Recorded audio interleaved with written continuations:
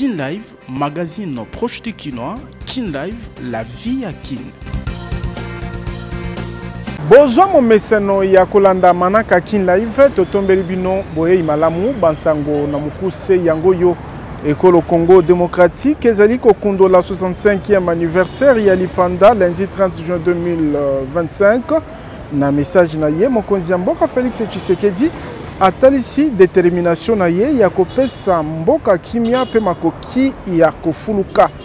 Nangambu ya opposition Martin Fayulu asengi malengelami ya dialogue pona kovandisa kimia pe bomoko na kati ya mboka sima ko contrôler ville ya Kinshasa école RDC Afrique pe mokili toyaka liboso na bino pona otalisa manso tokutana kinango ignorance à la terre moko na moko aiba boko ya masolo de tolobi Kin Live magazine proche de Kinois. Kin Live, magazine proche du Kinois. Kin Live, la vie à Kin. Fête ya lipanda elamu na bayi Congo démocratique pipa ibiso bozuli baku ya kolamba manaka Kin Live ya lelo totombeli bino boye imalamu pe topesi bino mbote édition ya lelo ekofungwa na bansango oyo. Mboka Congo démocratique ezali kokundo la 65e année ya lipanda lundi 30 juin 2025 na maloba na ye na peuple congolais mokonzi ya mboka Félix Tshisekedi atalisi détermination na ye ya kovandisa kimia pe kopesa makoki na pe kopesa makoki ya bofuluki ya bofuluki ya Congo démocratique.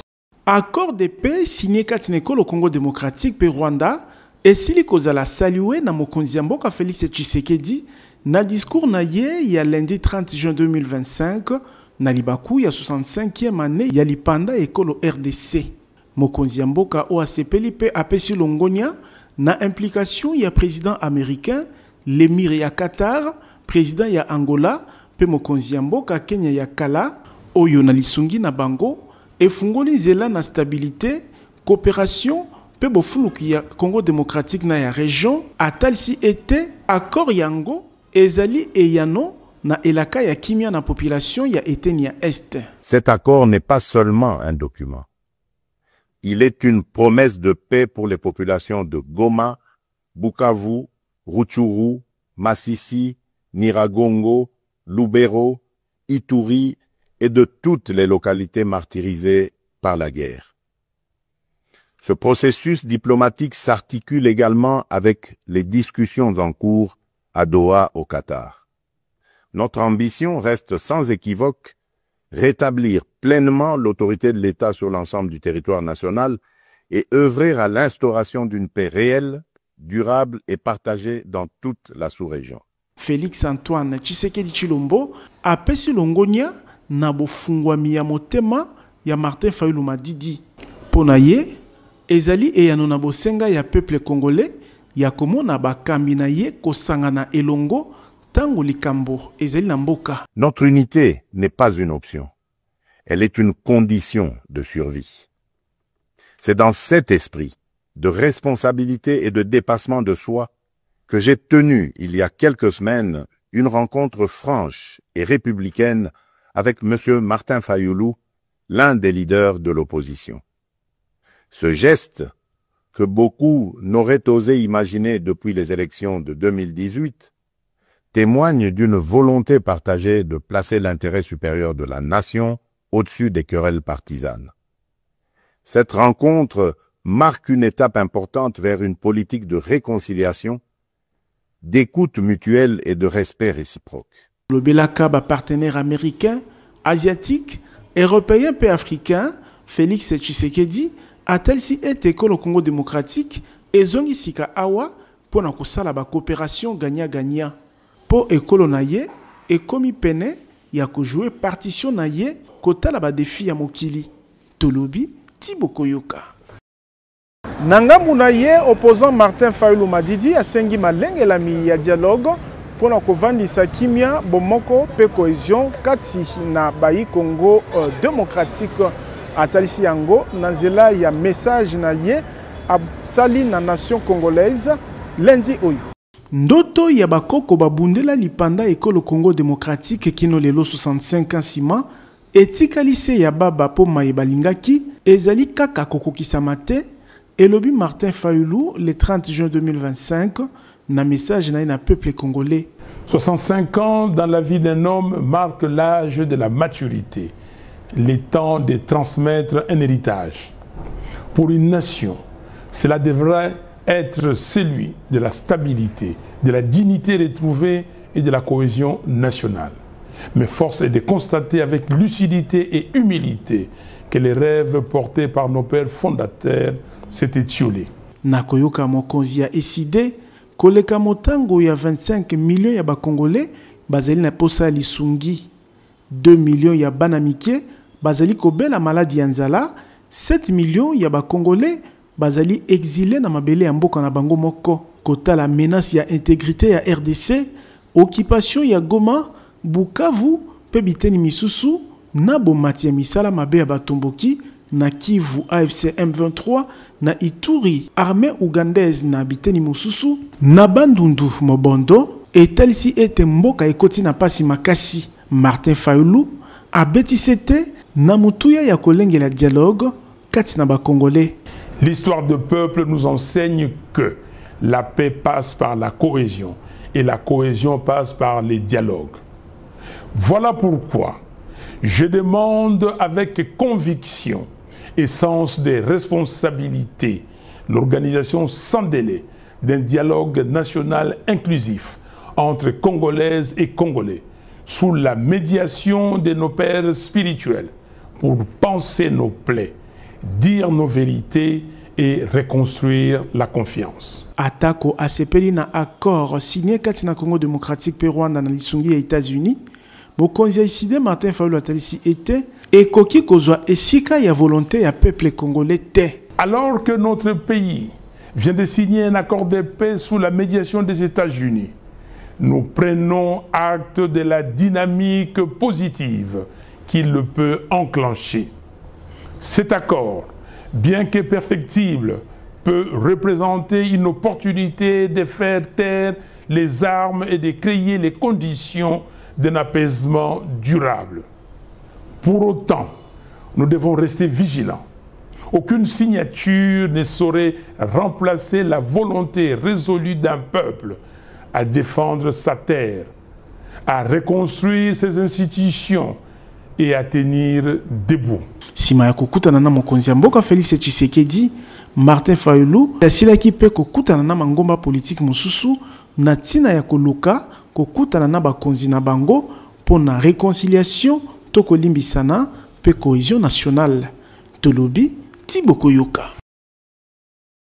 Totikala kaka na bansango etali célébration ya lipanda ya ekolo Congo démocratique Asbel le triomphe et sili kolengela le 30 juin 2025 oyo marche de santé lolenge pon na bango ya kosepela na mokolo ya lipanda pe kolamusa peuple congolais ya kozwa indépendance économique na nzela ya mosala pona koluka kobongisa ba conditions sociales ya peuple congolais. Mokola lipanda ekolo Congo démocratique le 30 juin 2025 oyo mboka ekokisi 65 ans uta tolongwa na boumbu ekokaki koleka lokola molinga likaya te po ezali na ndimbola monene na bomo ya peuple congolais na lolenge oyo Asbel le triomphe na bokambami ya président Jérémy Moutapai elengeli marche de santé wapi ba membre ya lisanga pe ba invité batambolaki kobanda Efobank na commune ya Ntele koleka na aéroport international ya Njili wapi basalaki mwa relaxation yambo bazongela boulevard Lumumba kino na siège ya lisanga ezomi na Pascal na commune ya Masina wapi kolia komela mabina pe esengo ezalaki au rendez-vous. Fidèle na mission ya les triomphes ya kopesa maboko na développement social, président Jérémy Moutapai atal sintina ya mululu oyo. Marche lelo eleki malamu ezalaki occasion ya anniversaire ya indépendance ya mboka na biso 65e anniversaire ya mboka na biso yango esengaka lelo les amis de triomphe baza na nzela balakisa face à monde que baza toujours aux aguets. Bato nyonso bazolanda triomphe na mboka na biso mobimba partout au pays to na monde entier. Triomphe efongoli baporte ya bamutu nyonso basadhérer massivement que Triomphe ezolite contre la pauvreté oyo aza na rien asadhérer na kati ya Triomphe acomprendre oyo ozala lobi ya miso amiyeba oyo aza te.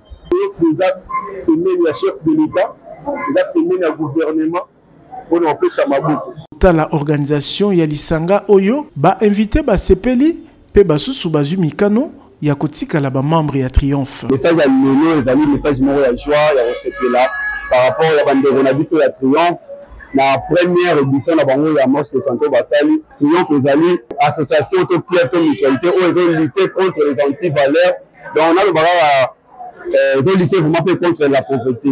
Association moko na sepeli na makasi Asbel et Triomphe et bien encore féliciter les Libaku Oyo bakoko o babundela ki lipanda ya mboka Talentina basengi ete congolais nyonso a comme acteur pour le développement social Tolobi Tiboko Yoka. Daniel Zamona Mafuasa Molakisi Yakala Oyo abikaki na eleko ya colonisation na ebandeli ya lipanda dictature pe kino lelo atalisi ete ko le Congo démocratique ezongi sima makasi pambate pasi emati makasi bitumba pe muyibi ya bakonzi ya leta o ezali kopesa peuple makoki te ya kobika lolenge elongo bali. La botami avant indépendance. Makambo toza komona depuis bakoko na biso parce que batu bazalaka na biso bazalaka coloniser biso pour toza indépendance bazalaki ba belge bazalaki ko contrôler ba mouvement nyonso o muyibi o nini o pe bambongo. Bon, ngai na yebi que depuis ba papa bazalaka tozo vivre très bien et si tumbongo banda bakoko na biso mutu azalaka penza na posa penza ya mbongo ebele te mais azalaka na moi quelque chose mais azo vivre bien ezalaka bien wana tozalaka sous colonisation après toye kozwa indépendance 1960 tozo vivre kaka moi malamu na temps ya Kasavubu wana président Kasavubu ti président Mobutu aye kokota malgré tozalaka na dictature mais dictature wana ezalaka bikisa makasi dans le sens que mutu po asala mabe azobanga mutu po asala oyo alingi na motema na ye surtout oyo etali gouvernement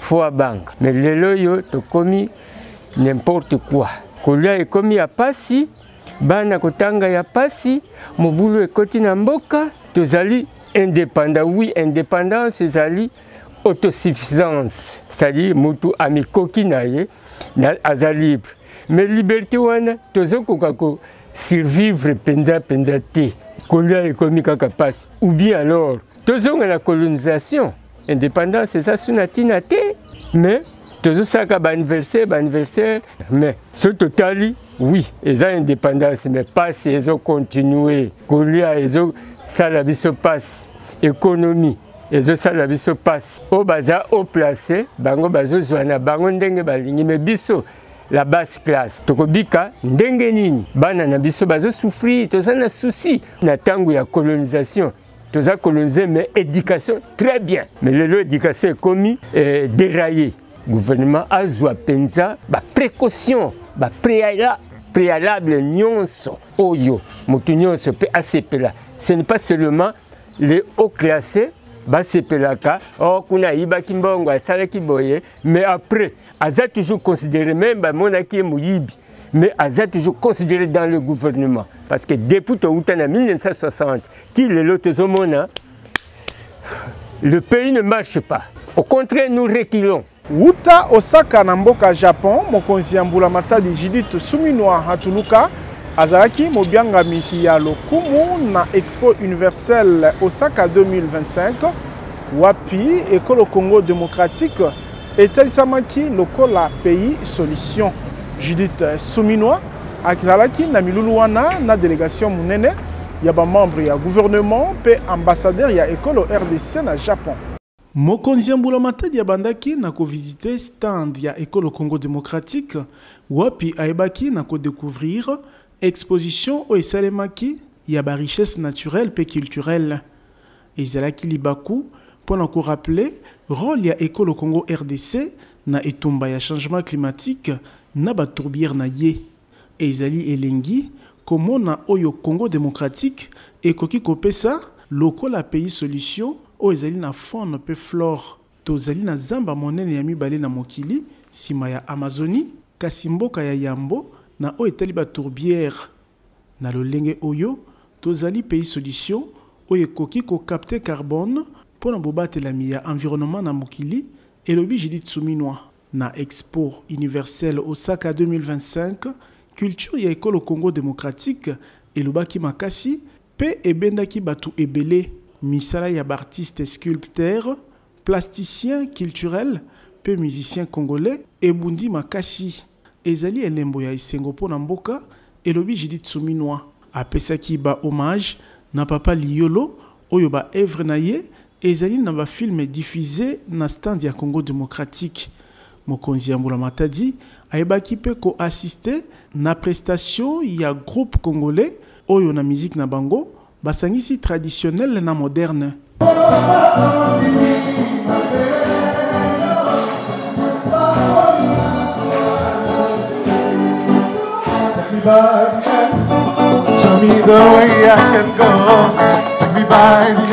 Exposition universelle Osaka 2025 et pesi École Congo démocratique makoki ya kotaisa bomoko na ye oyo ezali lelo levier stratégique na promotion ya image ya mboka sima ya malenge lami ya concert Solidarité Congo na Paris pe kotala impact na yango na mokili.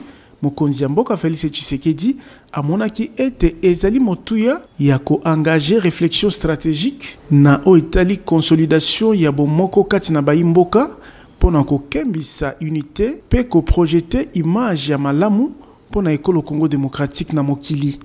Tolobi Tiboko Yoka.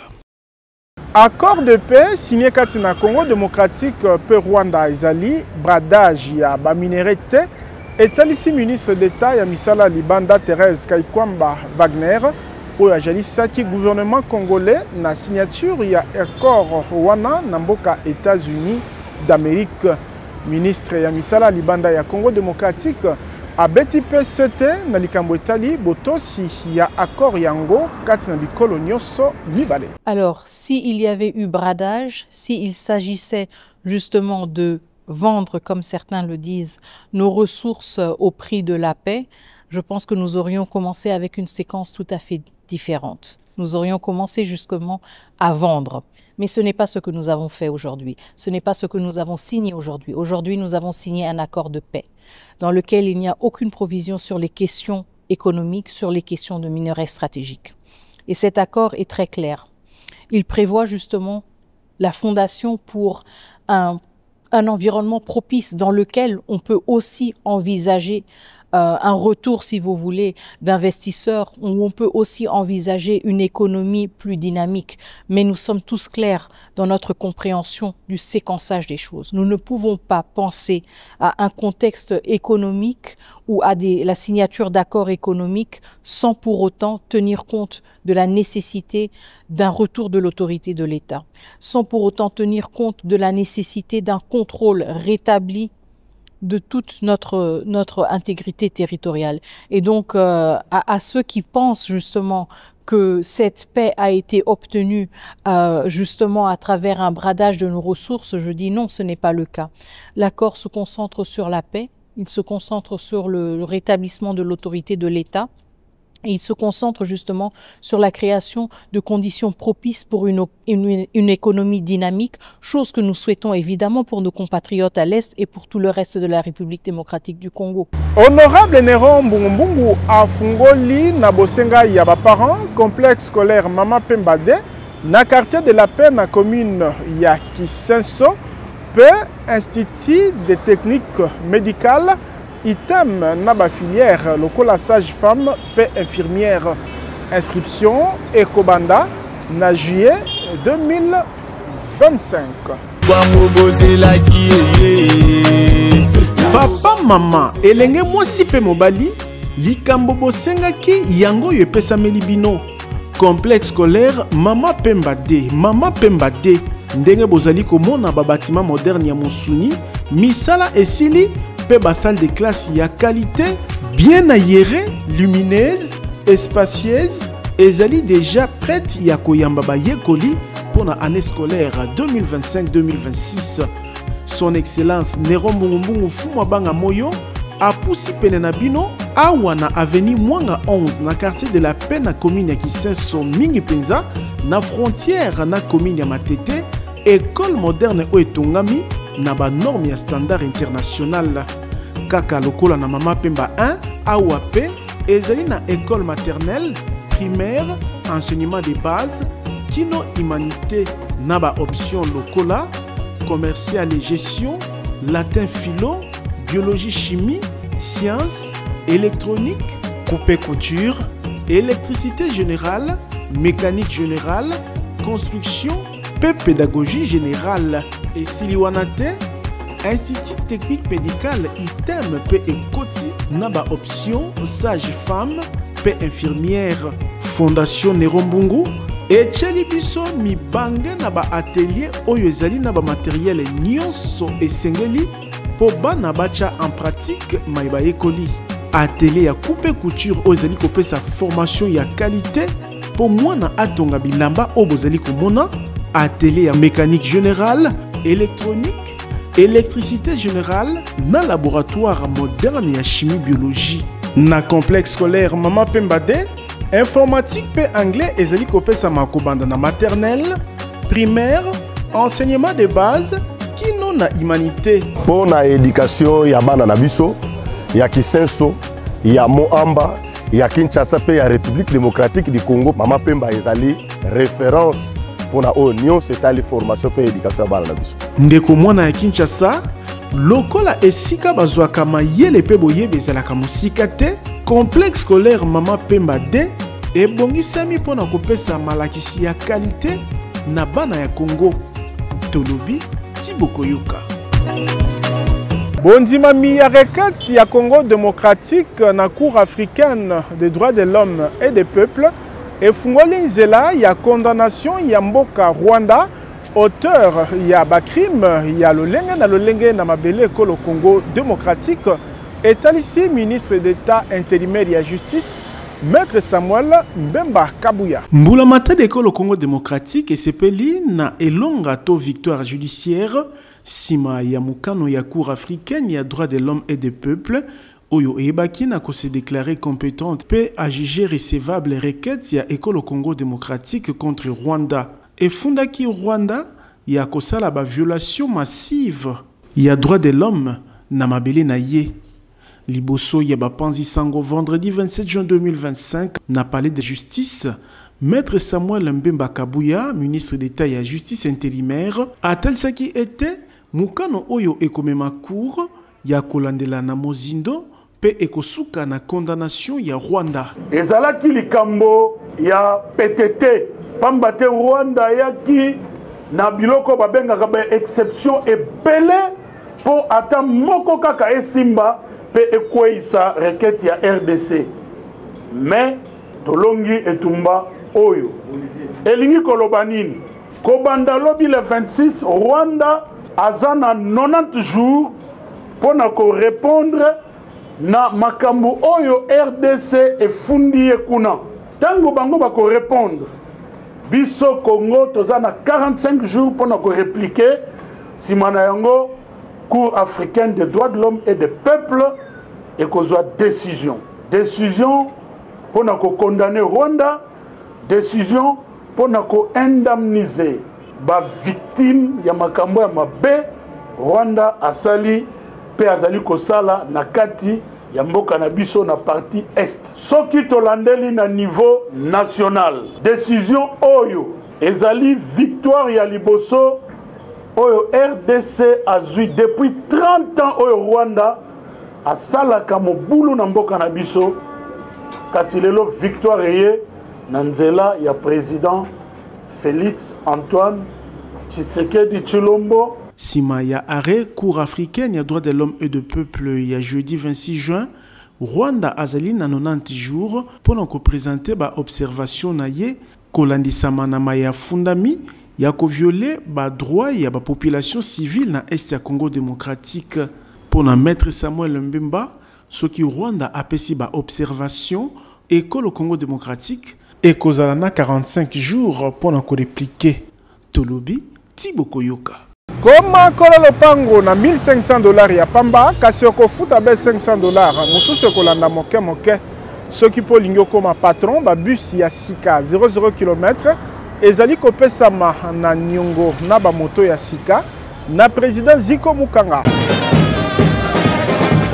Bolingo ya Congo pe ba Congolais ndezali ko caractériser ba action sociale pe philanthropique ya président Ziko Mukanga makila Lumumba o alingi ko mona lisusu locataire pe mobola te na Kinshasa koko makolo lopango ezali lisusu lixité pour président Ziko Mukanga a soldé lopango ya 20 sur 20 na $1,500 oyo kuto ko futa $500 ya pamba mususu kolanda moke moke tala ba kinois pe ba Congolais o batimba na ba quartier Mukanga na commune Ntele pe quartier Mukanga de na Menkao na commune ya Maluku pona ko pona lopango na ye grâce ya opération koma kolo lopango awa kotonga ndako ezali na facilité pour nyonso eza sur place ba dépôt ya ciment ba dépôt ya mabaya ya ba barre de fer ya ba tol pe ba forage pour na kozwa mai ezala ba groupe électrogène ya mbiji pour na kosunga misala na bino etambola na lombangu nil par ailleurs na quartier Mukanga de paysage ezali awa lokola kaka na Ottawa na Canada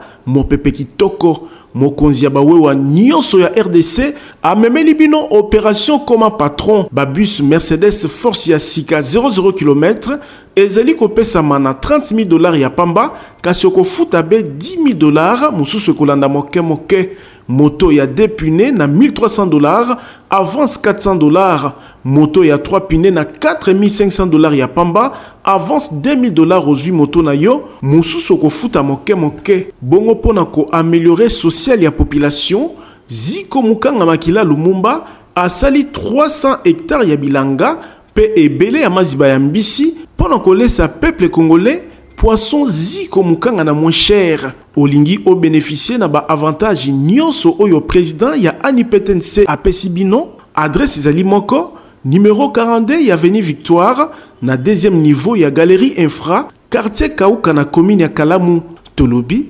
Tiboko Yoka.